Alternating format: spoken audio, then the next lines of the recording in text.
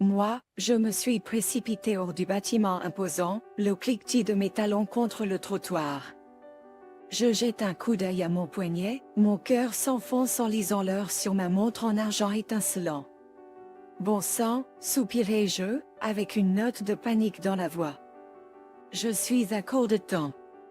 Sans manquer un battement, elle se précipita vers la station de métro voisine, le claquement de ses talons résonnant sur le béton.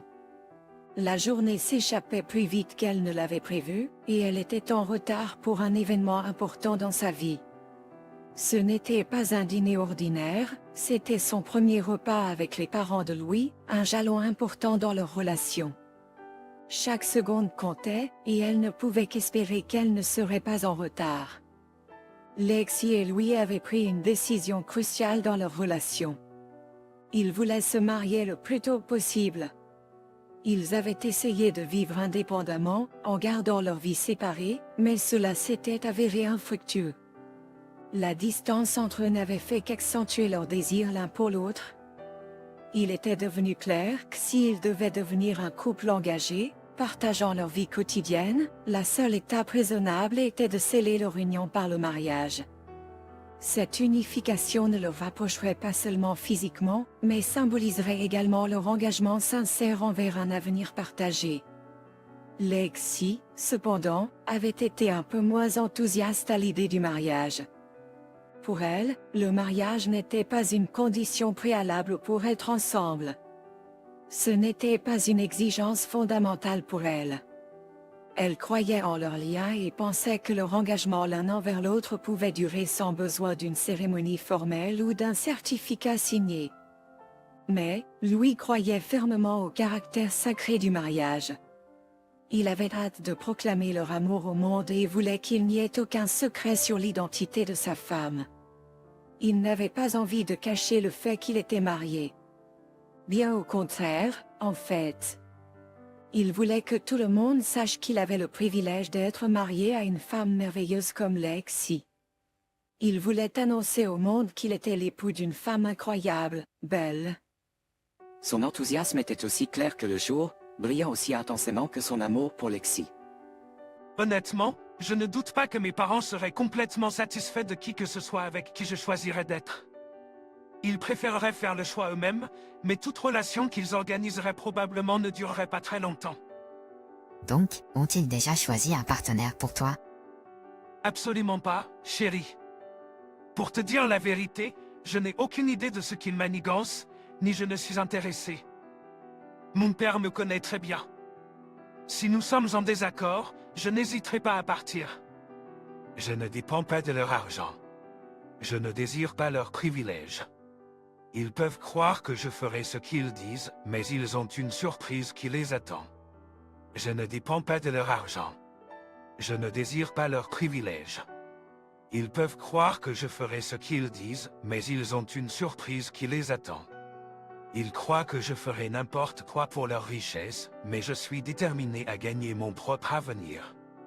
Il était prêt à se battre pour son amour, quel que soit le point de vue de ses parents. Lexi est tombée dans un silence réfléchi, pesant les paroles de Louis. Je comprenais que ces dynamiques familiales étaient complexes, avec des arguments et des désaccords qui couvaient sous la surface. Je ne pouvais m'empêcher de me demander quelle serait la situation dans laquelle je pourrais me retrouver, je ne voulais pas être mêlée à des querelles familiales. Plus que tout, l'idée de servir de catalyseur pour une discorde supplémentaire au sein de la famille de Louis m'emplissait d'inquiétude. Je l'aime, Louis, mais je tiens également à la paix et à l'harmonie.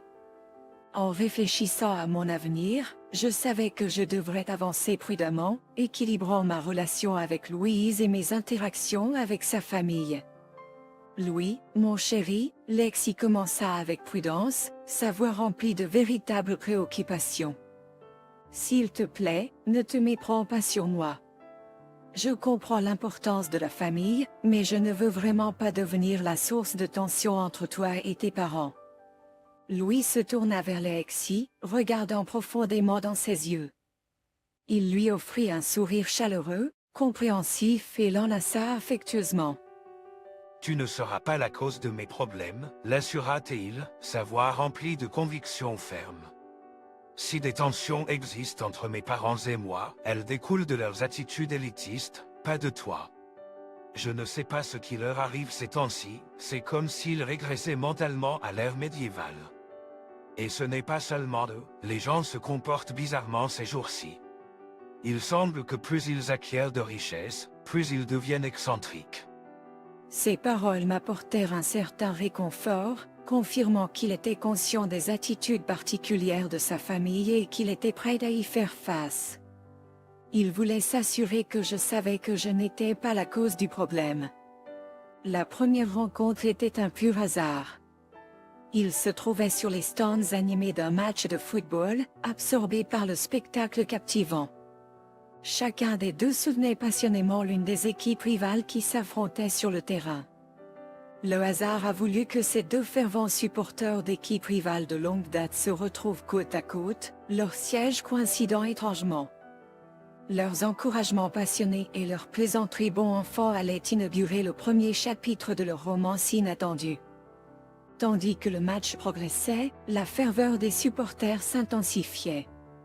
L'un d'entre eux a lancé une plaisanterie sur l'une des équipes, ce qui a déclenché les rires francs de tout le monde autour, y compris de Louis.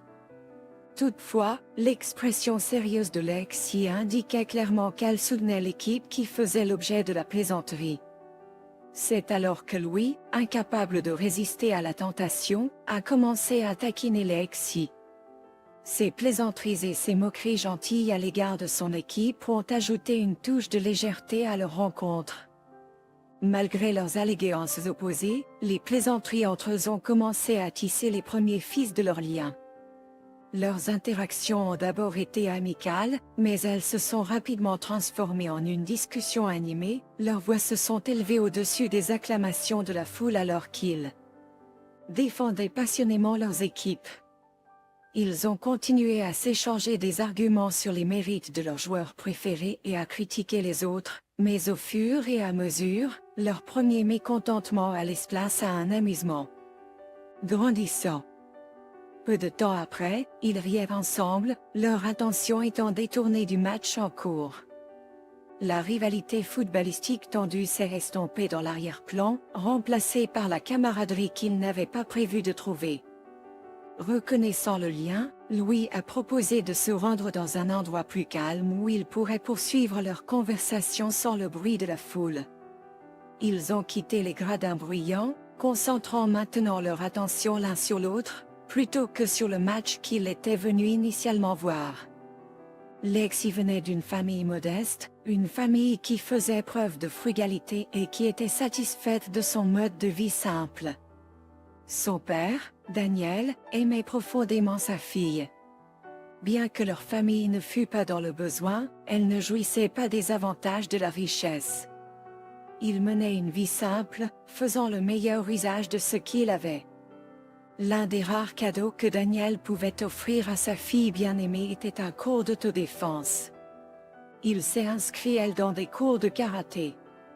Louis avait des préoccupations quant à savoir si Lexi apprécierait le karaté. Après tout, c'était un sport physiquement exigeant et rigoureux, connu pour son intensité. Sa décision de l'introduire au karaté n'était pas aléatoire cependant. Il travaillait comme concierge à la dojo de karaté locale et avait observé les enfants s'entraîner là-bas. Il avait remarqué leur discipline, le respect qu'ils montraient à leurs entraîneurs et le respect mutuel qui était propagé dans le dojo. Lexi a embrassé le monde des arts martiaux à cœur ouvert. En fait, elle n'a pas seulement excellé en karaté mais a également plongé dans le Muay Thai, un sport de combat connu pour son intensité éreintante et sa technique. Pendant ses années universitaires, elle a concilié ses responsabilités académiques avec son entraînement en arts martiaux, ne faisant jamais de compromis sur l'un ou l'autre. Elle a participé à de nombreuses compétitions, repoussant ses limites physiques et mentales à chaque fois. Cette dédication lui a permis de perfectionner ses compétences et d'approfondir sa compréhension du sport. Daniel était un père rempli de fierté pour sa fille Lexi. En tant qu'enfant unique, Lexi était la seule source de joie dans la vie de Daniel. Il avait initialement souhaité avoir un fils, un désir né de plusieurs circonstances tragiques. Malheureusement, Daniel avait perdu ses 3 premiers fils in utero. Ces pertes ont été particulièrement difficiles à comprendre et à accepter pour Daniel, qui était lui-même né prématurément à 7 mois. Il ne pouvait pas comprendre pourquoi cette tragédie continuait de lui arriver. Pourquoi ses fils ne parvenaient-ils pas à entrer dans le monde? Le tant âgé de Daniel vivait en solitaire dans un petit établissement. Sa maison modeste était perchée sur une colline. Elle était une femme de grande sagesse, l'une qui croyait en l'importance et la signification unique de chaque événement dans la vie. Après la perte dévastatrice de son 3e fils, un Daniel accablé a trouvé refuge en conduisant vers la maison de sa tante, cherchant réconfort et peut-être quelques réponses.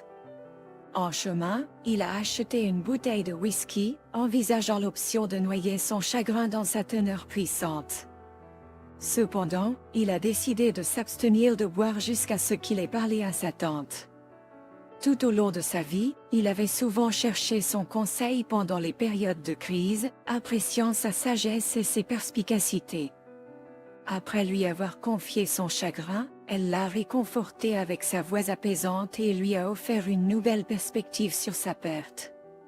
Daniel est rentré chez lui, le cœur toujours lourd de chagrin mais l'esprit plus clair et plus en paix. Il a partagé son dilemme émotionnellement bouleversant avec elle, et sa tante a pris une profonde inspiration contemplative. Puis, à sa grande surprise, elle a répondu avec un doux sourire. Confus et un peu irrité, Daniel a regardé sa tante. Il lui semblait qu'elle faisait légèreté de sa situation, et cela l'agaçait intérieurement. Mais ses prochains mots allaient changer sa perspective pour toujours et guérir son tourment émotionnel. « Te souviens-tu que tu es né prématurément à 7 mois, Daniel ?» Elle a demandé calmement. « Bien sûr, » a répondu Daniel, « mais qu'est-ce que cela a à voir avec tout cela ?» a-t-il répliqué, toujours impatient et tendu. « Ta mère était une femme remarquablement résiliente, elle aussi a dû faire face à ses propres batailles avant de te rencontrer. Elle a perdu 3 filles, toutes encore nées, avant ta naissance, a-t-elle dit gentiment. Cette réalisation a apporté à Daniel un sentiment étrange de confort et d'acceptation. Daniel, tu sais combien je t'aime, et tu étais vraiment un enfant spécial pour nous tous, a poursuivi sa tante, la tendresse dans ses yeux alors qu'elle parlait du passé. Un an après sa conversation éclairante avec tante Amy, Louis est né. Elle était tout ce que Daniel pouvait espérer et plus encore. Elle incarnait toutes les qualités que Daniel souhaitait voir chez ses descendants, brillante, intelligente et excellente académiquement, avec des bulletins remplis de notes impressionnantes. Mais les talents de Lexi ne se limitaient pas aux études, elle était tout aussi passionnée par les sports, un intérêt qui la conduirait plus tard aux arts martiaux. En contraste frappant avec l'éducation modeste de Lexi, Louis venait d'une famille de grande richesse. Sa famille vivait dans un tel luxe qu'il pouvait se permettre d'engager un chef personnel une semaine et de le congédier la suivante, pour en engager un autre de l'étranger. Malgré leurs antécédents radicalement différents, Lexi et Louis ont trouvé étonnamment facile de se connecter. Au début, ils progressaient prudemment, révélant peu d'eux-mêmes, comme s'ils naviguaient sur un terrain inconnu. Mais bientôt, cette prudence commença à s'estomper. Leur attirance était comparable à celle de puissants aimants, inexorablement attirés l'un vers l'autre, défiant toutes les influences extérieures. Ils sortaient ensemble depuis 8 mois, apprenant et se développant ensemble. Louis était une personne enthousiaste, facile à vivre. Il appréciait les fêtes occasionnelles et les réunions amusantes, mais lorsqu'il s'agissait de questions d'intimité, il respectait les choix et les limites de Lexi. Lexi, avec son éducation modeste, avait une vision plus sérieuse des relations. Elle croyait qu'une relation sans signification et sans engagement sérieux ne valait pas l'investissement de son temps et de son énergie. Cette croyance, ancrée dans ses valeurs, façonnait sa perspective sur l'amour et les relations. Cette croyance, ancrée dans son humble fond, influençait son approche de sa relation avec Louis. Après 8 mois merveilleux ensemble, Louis décida de faire passer leur relation à l'étape suivante. « Chérie, je ne peux plus supporter de me réveiller sale tous les jours. Je veux que tu sois à mes côtés », il lui confessa solennellement, offrant son cœur à elle. Submergée de joie, Lexi accepta cette proposition. Cependant, sa joie a été rapidement assombrie par la pensée accablante des parents de Louis. Je lui ai exprimé mon inquiétude. « Qu'est-ce que tu vas dire à tes parents? Ils devront accepter. Si ce n'est pas le cas, ils risquent de perdre leur seul fils, Louis, a-t-il déclaré, son assurance inébranlable. Mais peut-être devrions-nous, a commencé Lexi, mais Louis l'a interrompu. Non, tu vas être ma femme. Je refuse de te cacher toi ou notre relation. Je veux fièrement annoncer au monde que tu es à moi, a-t-il dit, un regard déterminé dans les yeux.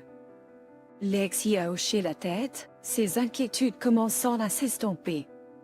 Elle s'est demandé quelle serait la réaction des parents de Louis, mais avec Louis fermement à ses côtés, elle s'est sentie rassurée.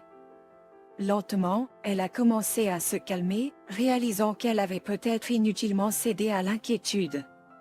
C'est ainsi que Lexi s'est sentie jusqu'à ce jour, le jour du dîner avec les parents de Louis. Ils avaient prévu de se rencontrer dans un restaurant, un territoire apparemment neutre. Louis avait assuré qu'il ne s'agirait que d'un dîner décontracté, d'une simple rencontre.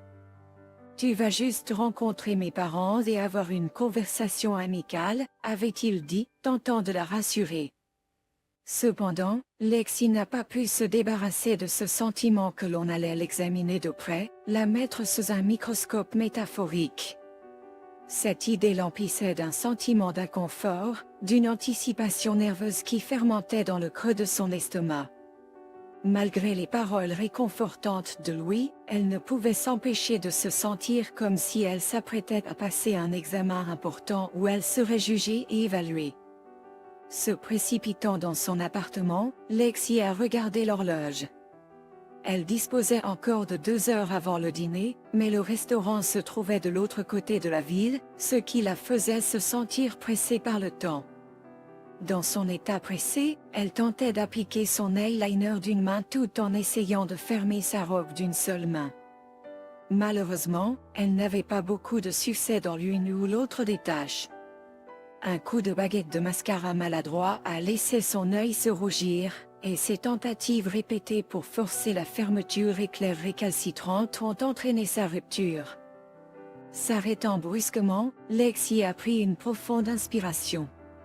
Elle a regardé son propre reflet agité dans le miroir et s'est offert un petit sourire encourageant. « D'accord, calme-toi fille, c'est bon. Quel est le pire qui puisse arriver, hein? Exactement, alors détends-toi et prends-le facilement. Quoi qu'il arrive, il arrive. » Avec ce discours de motivation, elle a pris un moment pour se regrouper. Elle a soigneusement lavé le maquillage appliqué à la hâte de son visage et est retournée dans sa chambre pour changer de la robe défectueuse. Sortant un jean confortable et un pull léger de son placard, elle les a soulevés, les examinant. Un sentiment de calme l'a envahie, elle s'est habillée dans la nouvelle tenue, se sentant plus détendue et prête à affronter la soirée à venir. Elle s'est habillée dans une tenue plus décontractée, décidant d'être elle-même pour la soirée à venir. Dans son état plus calme, Lexi a réfléchi à sa frénésie précédente. Elle s'est rendue compte qu'elle s'était précipitée et s'était mise inutilement sous pression. Après tout, personne n'avait demandé son avis sur le lieu du dîner, et où avait-elle eu l'idée de porter une robe de soirée pour un dîner familial simple? Son placard contenait bien 2 robes de soirée, exactement 2. Dans un moment d'impulsion émotionnelle après sa rupture avec Alex, elle avait dépensé son salaire entier dans ces 2 vêtements. Alex avait mis fin à leur relation, la critiquant pour être trop simple. Il lui avait dit qu'il avait besoin de quelqu'un de plus sophistiqué, comme il l'avait dit. La douleur de la mémoire était encore vive, mais Lexi savait mieux maintenant. Elle ne laisserait plus l'opinion de qui que ce soit modeler son identité ou ses choix. Elle était fière de sa simplicité et de son authenticité. C'était une partie d'elle-même, une identité qu'elle n'avait pas l'intention de changer pour qui que ce soit. Avec un ultime sprint, Lexi réussit à monter dans le train juste avant que les portes ne se ferment. Essoufflée par sa course, elle prit une minute pour reprendre son souffle et calmer son cœur qui battait la chamade. Ce fut une course assez excitante, se dit-elle, avec un léger sourire. Elle s'examina rapidement, s'assurant qu'elle n'avait subi aucun incident pendant sa course. À sa grande joie, elle avait l'air parfaitement présentable. Sa course rapide n'avait causé aucune tache ou incident malheureux sur ses vêtements pendant qu'elle esquivait les obstacles. Elle était soignée et composée, et elle commença à se détendre, se préparant mentalement au dîner qui l'attendait. Avec un trajet de 20 minutes en train devant elle, Lexi décida d'utiliser ce temps pour se détendre et rassembler ses pensées. Elle trouva une place libre dans la voiture à moitié vide du train. Alors que le son rythmé des roues contre les rails emplissait l'air, les murs de la station de métro défilaient à toute vitesse, éclairés par les lumières des stations qui défilaient. Elle se laissa emporter par ses pensées, se demandant ce que l'événement du soir pourrait lui apporter. Elle avait un pressentiment tenace que ce ne serait pas le dîner familial décontracté et amical que Louis avait décrit. Louis aurait-il pu la tromper, minimisant l'importance de la soirée pour l'empêcher d'être anxieuse? Allait-elle se retrouver dans une situation bien plus grande et plus compliquée que ce à quoi elle s'attendait? Alors qu'ils regagnaient leur place, leur rire remplissant la voiture, Lexi se leva pour aider l'homme qui était tombé. L'homme la regarda, l'un d'entre eux faisant un commentaire sarcastique, « Regardez-la. Quelle gentille fille, aidant le pauvre vieil homme. » Elle leur a lancé un regard méprisant, mais n'a rien dit. Leur rire a repris et ils ont commencé à lancer une boîte de bière vide à l'égard de l'aîné. Sentant un mélange d'anxiété et de colère, Lexi a finalement pris la parole. « Vous devriez tous avoir honte de vous-même. Qu'est-ce qu'il a bien pu faire pour mériter ça? » Les infirmiers se sont tus un instant avant d'éclater de rire à nouveau. Se remémorant les paroles de son entraîneur, frappe seulement en premier lorsqu'il n'y a pas d'autre issue, elle s'est rassise. L'homme ivre a semblé perdre tout intérêt. Un homme a commencé à s'approcher de Lexi, reconnaissant une menace potentielle. S'en remettant à ses instincts, Lexi n'a pas attendu que l'homme ne manifeste un signe évident d'agressivité. Elle a frappé la première, assénant un coup de pied solide à son plexus solaire. Il s'est courbé, haletant et s'affaissant sur son siège. Aussitôt, deux autres membres du groupe se sont rués sur elle, mais Lexi, ayant l'effet de surprise de son côté, a réussi à les repousser en moins d'une minute. Ils étaient visiblement surpris par son agressivité. Lorsqu'ils ont tenté de la saisir, elle a asséné un coup de pied puissant sur le tibia d'un des hommes, le faisant tomber. Le quatrième homme s'est levé et Lexi l'a averti d'un ton sévère, « Ne tente même pas ». Au lieu de réagir de manière agressive, le quatrième homme a simplement aidé son dernier compagnon à se relever et l'a escorté hors du train. Au moment où le wagon s'arrêtait, ils sont sortis, laissant derrière eux le chaos qu'ils avaient semé. Lexi s'est ensuite assise à côté de l'homme âgé, lui demandant « Est-ce que ça va, monsieur ?» Son visage s'est illuminé d'appréciation et il a répondu avec un clin d'œil. « Si j'avais 50 ans de moins, je t'inviterais en ce moment même. » La réaction de Lexi a été un éclat de rire robuste. « Merci » a-t-elle répondu, riant encore. Lexi a remarqué comment la serveuse avait disposé un service complet de couverts devant tout le monde, mais seulement une fourchette et une cuillère pour elle. Une vague de colère s'est emparée d'elle, et Louis l'a également remarqué. « Kimberly, sérieusement? De quoi s'agit-il » Louis était préparé aux facéties de sa mère, mais cela dépassait tout ce qu'il pouvait imaginer. Kimberly a répliqué, « Je ne veux pas la submerger. Je ne pense pas qu'elle soit habituée aux usages à table. » En balayant du regard les visages consternés autour de la table, elle a ajouté de façon défensive, « Quoi? Ne me regardez pas comme ça. Je m'occupe d'elle, en fait. » Lexi ne s'était jamais retrouvée dans une telle situation auparavant. Elle savait qu'elle devait partir, mais la déception sur le visage de Louis la retenait. Elle tenait beaucoup à Louise et ne voulait pas le perdre. Elle l'a regardé à nouveau. Il la fixait, silencieux. Quelque chose n'allait pas. Elle s'attendait à ce qu'il la défende. Elle a lancé un dernier coup d'œil à la table et à ses occupants, a esquissé un sourire tendu et a commencé à se lever de sa chaise. Kimberly a remarqué son geste et s'est rapidement tournée vers elle. « Chérie, tu pars déjà. Au moins, prends une verre d'eau. » Lexi secoua la tête, se préparant à faire son départ, lorsqu'une voix familière retentit soudainement dans le restaurant. Quel dommage que vous ne puissiez pas gérer la situation comme vous l'avez fait dans le train, chérie. Mon trésor, si mon petit-fils n'est pas ce à quoi vous vous attendiez, souvenez-vous, je suis toujours sur le marché. Tu pourrais toujours devenir sa grand-mère à la place. Les sourcils de Lexi se haussèrent lorsqu'elle reconnut l'homme âgé du train. « Oh mon Dieu, c'est toi. »« En effet, c'est moi, » répondit-il en riant. « Ne t'inquiète pas pour ma belle-fille ici. » Elle s'est familiarisée avec les bonnes manières de la table il y a peu de temps seulement. Son rire remplit la pièce alors que Kimberly lançait un regard sévère à son mari. Kevin se leva pour saluer son père, l'embrassant chaleureusement. « Et, papa, tu as pris le train encore? Combien de fois vous ai-je dit de simplement prendre un taxi, ou au moins de nous donner un coup de fil? » J'aime bien l'aventure, répondit Grandpa Carl avec désinvolture. Chérie, s'il te plaît, prends place. Je te promets qu'aucune ne te blessera ici.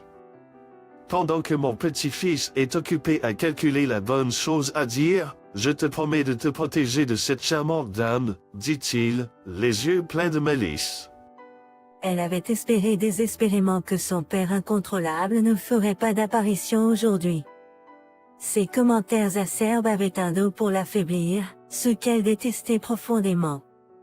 Malgré sa fortune, le vieil homme avait un penchant pour les transports en commun. En premier lieu, il a pris beaucoup de plaisir à voyager à pied.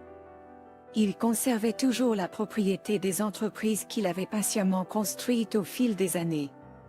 Souvent, il mentionnait ses intentions de transférer la propriété à son fils, mais ses inquiétudes concernant sa belle-fille le retenaient toujours. Cependant, il y a environ 6 mois, il avait finalement décidé de laisser son fils et sa famille assumer le contrôle de son empire commercial prospère. Dès le moment où Carl a confié son entreprise à son fils et à sa belle-fille, leur monde a pris une forme différente. Le père de Kevin avait été élevé avec toutes les commodités à sa disposition. Contrairement à Kimberly, qui a toujours privilégié l'argent par-dessus tout. Maintenant que Kimberly avait hérité de la richesse, elle était constamment anxieuse de la conserver. Cette peur constante de trouver quelqu'un qui pourrait dilapider leur richesse était la force motrice de son examen sans relâche des partenaires potentiels de Louis. Alors que tout le monde commençait à s'installer pour leur salade, Carl racontait à la table l'histoire de sa rencontre inattendue avec Lexi dans le train. La seule réponse de Kimberly a été un silence boudeur. Kevin a exprimé sa gratitude la plus sincère envers Lexi pour ce qu'elle a fait, tandis que Louis était assis tranquillement, visiblement stupéfait par la situation. Le grand-père a remarqué le silence abasourdi de Louis et a joué en fermant doucement la bouche de son petit-fils avec affection. Louis s'est penché, chuchotant à l'oreille de Lexi. « Qu'est-ce qu'il y a d'autre que je ne sais pas sur toi ?» Faisant face à Louis calmement, Lexi a répondu, « Je suppose que nous sommes quittes maintenant. » À ce moment-là, Lexi a dirigé un regard plus perçant vers Louis. Dis-moi, savais-tu cela? Elle a fait un geste vers la simple cuillère et la fourchette qui avaient été placées devant elle. Louis a répondu, bien sûr que non. Est-ce que tu penses que je laisserais cela se produire si je le savais? Qu'il le sache ou non, cela ne dérangeait plus Lexi. Elle a fait un geste vers la simple cuillère et la fourchette qui avaient été placées devant elle. Bien sûr que non. Pensez-vous vraiment que je laisserais cela se produire si je le savais? Protesta Parker. Le personnel de service m'avait apporté un ensemble complet d'ustensiles à la demande de grand-père Karl. Alors que les plats ont commencé à arriver à table, il était clair que l'humeur de Madame Martinez avait pris un virage à la baisse significatif. Une fois le dîner terminé et que tout le monde se dirigeait vers le parking, Karl a exprimé son intention de rester au restaurant avec Lexi pendant un moment plus longtemps. Si vous n'y voyez pas d'inconvénient à passer un peu de temps à discuter avec votre fiancé, bien sûr, a ajouté Karl, se tournant vers Louis. Sans répondre verbalement, Louis a hoché la tête en silence et le reste de la famille a continué à partir. Assis confortablement dans le restaurant qui se vidait progressivement, Karl a partagé son histoire de vie avec Lexi. Il a parlé de ses débuts modestes, de la création d'une entreprise de bottes en cuir et de la façon dont elle s'était transformée en une grande corporation. Il a admis franchement à Lexi que son fils Kevin avait grandi avec tous ses besoins satisfaits. La première femme de Kevin était malheureusement décédée pendant l'accouchement, laissant derrière elle un fils nommé Mark qui vivait séparément de la famille. Malgré la distance, Mark était un jeune homme attentionné qui jouait un rôle essentiel dans la gestion de l'entreprise. En fait, il était actuellement le PDG. Karl s'est ouvert à Lexi, partageant les détails intimes de la vie de son fils. Il a expliqué que Kevin avait autrefois été un homme plein de passion et d'enthousiasme, mais la tragique perte de sa première femme pendant l'accouchement l'avait profondément marqué. La tragédie l'avait laissé à la dérive, un coquille d'homme, privé de tout intérêt ou enthousiasme pour la vie. Pendant une période considérable, Kevin n'avait pas envisagé de se remarier. Il était plongé dans son chagrin, vivant la vie comme un homme qui traverse l'émotion. Cependant, tout a changé lorsqu'il a rencontré Kimberly. Kimberly, une mère célibataire avec un fils de 2 ans nommé Louis, a réussi à trouver une place dans la vie de Kevin. Karl, qui avait observé leur relation naissante de loin, en était de plus en plus convaincu que Kimberly avait astucieusement manipulé son fils vulnérable dans le mariage. Malgré ses préoccupations, Kevin et Kimberly se sont mariés. Karl a observé ces changements avec un œil méfiant, espérant silencieusement le meilleur tout en se préparant au pire. Se préparant au pire, Lexi, cela peut te sembler étrange, mais aimerais-tu rencontrer mon autre petit-fils, Mark? Je crois que tu pourrais le trouver assez intéressant. Pour avoir été honnête et vulnérable avec elle, en prenant une profonde inspiration, Lexi a dû trouver le courage de répondre avec compassion. Merci de m'avoir partagé tes sentiments, Louis. Cela demande beaucoup de courage d'être aussi ouvert. Je t'apprécie pour ta sincérité. Le reste de leur rencontre a été rempli d'un silence maladroit, chacun perdu dans son propre tourbillon de pensées. À la suite de la rupture, Lexi a découvert qu'elle n'avait pas besoin d'un long processus de guérison.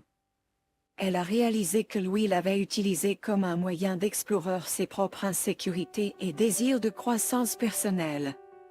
Alors qu'elle admettait ressentir un sentiment d'être utilisée, elle a fait un effort conscient pour ne pas laisser la colère la consumer. Au lieu de cela, Lexi a considéré l'expérience comme une précieuse leçon de vie. Quelques mois plus tard, alors que Lexi faisait ses courses, elle a rencontré Karl inopinément dans le magasin. « J'ai entendu parler de toi et Louis, je suis vraiment désolée », Lexi. Karl a exprimé ses condoléances. Avec un sourire doux, Lexi a répondu, « Merci, Monsieur Martinez, j'ai tourné la page. Nous faisons tous des erreurs, et cela a été une expérience d'apprentissage précieuse. À ce moment-là, un jeune homme grand et attrayant s'est approché, portant des sacs de course. C'était Marc, le petit-fils de Karl. Papy? Marc a demandé, en regardant Lexi et en laissant échapper un soupir. Au cours des semaines qui ont suivi, Lexi et Marc sont devenus plus proches, partageant des repas ensemble et découvrant des intérêts communs. Leur amitié a naturellement fleuri, basée sur une connexion réelle et des expériences partagées. Lexi a trouvé une vraie amie en Marc qui a été reconnaissante de la nouvelle direction que sa vie avait prise. Lexi a trouvé du réconfort dans la gentillesse et la compréhension de Marc, et Marc a admiré la résilience et la vision positive de Lexi. Au fil du temps, leur amitié s'est progressivement transformée en quelque chose de plus. Ils se sont soutenus dans leur parcours personnel et ont célébré les joies de la vie ensemble. Leur connexion reposait sur la confiance, le respect mutuel et une appréciation partagée des qualités uniques de chacun. Finalement, Lexi s'est rendue compte que les événements inattendus l'avaient amenée à un endroit où elle se sentait vraiment heureuse et accomplie. Elle avait appris à embrasser les surprises de la vie et à trouver la beauté dans les connexions inattendues. Et en marchant main dans la main avec Marc, elle savait que l'avenir réservait de nouvelles aventures et possibilités, un témoignage de la résilience du cœur humain et du pouvoir des secondes chances.